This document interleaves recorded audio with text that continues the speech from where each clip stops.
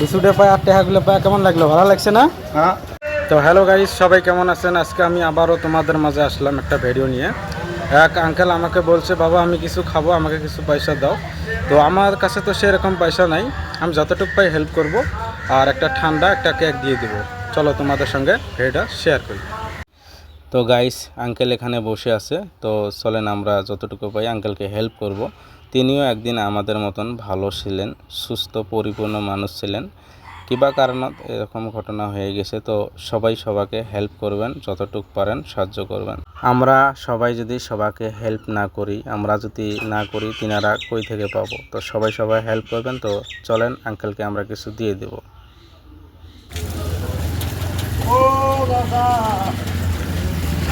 তো কাকু, এই যে চুপ করেন। হ্যাঁ, এই যে একটা একটা একটা লিচু নেন, এটা খান। হ্যাঁ, আর কি বলবো এটা এই যে কি, এটা পাইপটা। বিসমিল্লাহ বলে আল্লাহ।